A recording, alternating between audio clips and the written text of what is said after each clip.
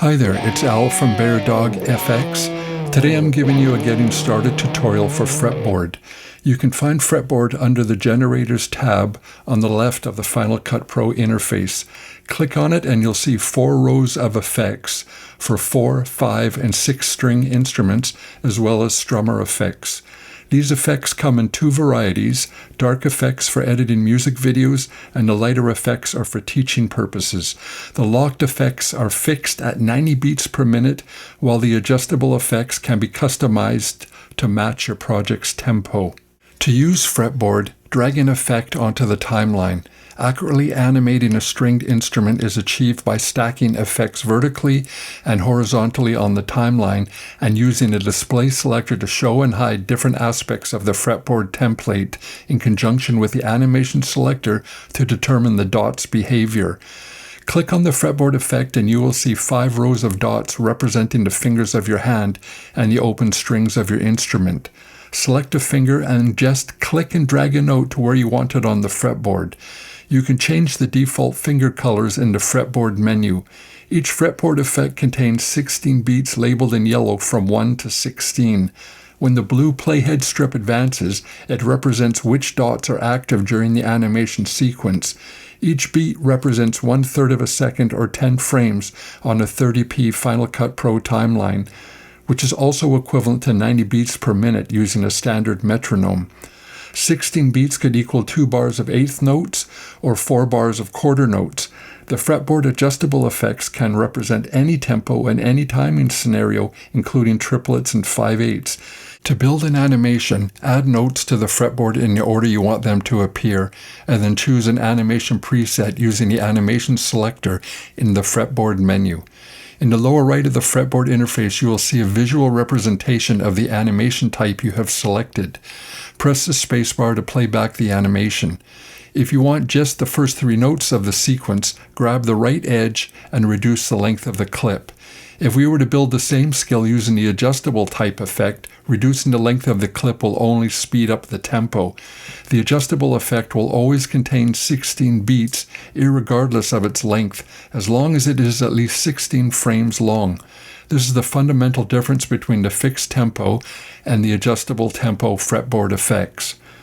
It can be helpful to think of each dot you drag to the fretboard like building blocks that can be stacked vertically or horizontally. You even get to pick the shape of the blocks and mix and match. For example, to illustrate whole notes that repeat, you could use a fade-in block followed by 3 step default blocks. In this example, 2 instances of the FretBoard effect would be needed because only 1 animation type or block per effect can be used. Or you could use just 1 effect and the fade hold animation preset, extend to length, and then copy and paste on the timeline to represent the individual notes. Let's look at a few real-world examples. In this example, we have a guitar phrase with a simple bass line and open strings that repeat and ring on. There is a 90 beat per minute click track in the background. Drag a fixed tempo effect to the timeline. For beat 1, drag an open dot to A, and for beat 2, drag a second finger dot to B. Change the animation to fade in. Press the spacebar to play the animation. Reduce the clip to 20 frames so we only have 2 beats. Right-click and label the effect A to B. Place a new fixed tempo effect next to the AB clip on the timeline. Drag a beat 1, 3rd finger note to the C position on the fretboard. Change the animation to fade hold. Press play. Drag the C note out so it matches the guitar track. All of the edits for this composition should land at 10 frame intervals. To advance 10 frames or 1/8 note at a time, just hold down Shift and use the arrow keys. Copy and paste this effect and follow the same procedure for the remaining notes in the bass line. Paste the same effect above the bassline effects where the open B string is first struck. Follow the same procedure as the bassline notes. In order to see the bassline notes and the fretboard below, we need to change the display mode to dots only. Follow the same procedure for the remaining open B strings. Copy and paste this same effect above the bassline effects where the open G string is first struck, and again, follow the same procedure. Place an adjustable tempo effect on the timeline to line up with the beginning of the strum chord. Build the chord and apply to it the same beat order the notes are played. Use a tab label for the muted A string. Change the animation to fade hold and reduce the clip length to 16 frames. Scroll the timeline to find the exact frame the last string is struck. Scroll the fretboard clip and adjust its length so the last played note lines up with the last played note of the music clip. Copy and paste the clip to the end and extend it to the full length of the chord. Change the animation to off or chord keyframe. Press play. This example demonstrates the global animation feature, which is used to save time when creating repeating patterns. The Shift-X parameter was used to keyframe the simple two-note chord changes. In the first two bars, the notes slide independently, so they were placed on separate effects. Tab labels were used to add a couple of X's to the D and G string at the end of the fretboard to represent the double tap.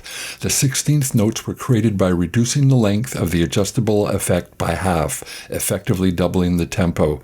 In the video inspector, the clip opacity was keyframed to turn the remainder of the clip off.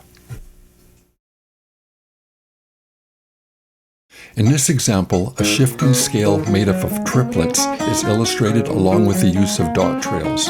Because triplets were used, 3 beats for every quarter note of the metronome is needed, which is equivalent to 2 fretboard beats.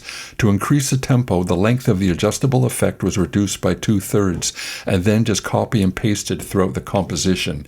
In sections where only 12 beats were needed, the clip opacity was keyframed to turn the remainder of the clip off. Generating trail dots is easy. Make a copy of your current clip, and in the animation selector, just select Off, Print Trail, and then under the display, choose Dots Only. Then drag the clip out to its desired length. For the gray secondary trail, turn the auto label off and leave the fretboard displayed. The sliding note from the 9th to 7th fret was keyframed using the Shift-X parameter.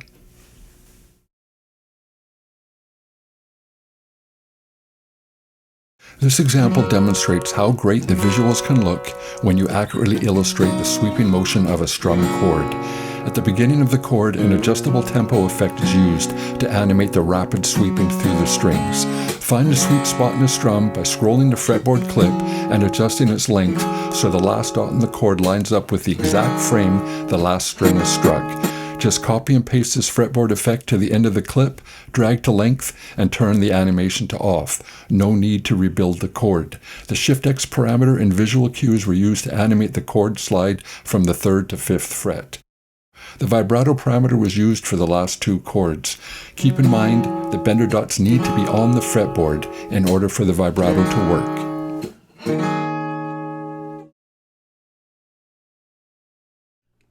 For this last example, the fretboard effect base layer shown in purple was used for the back, frets, and inlays, and the middle fretboard layer was used for the strings and bender dots. We chose natural frets for the fretboard type for a more natural fret spacing and the ability to select a custom number of frets. We used first finger dots with the color picker to mimic the inlays of the real fretboard. This project was keyframed with extensive use of the vibrato parameters and the dual bender dots. I hope this helps get you started with fretboard. There's more to come. Bye for now.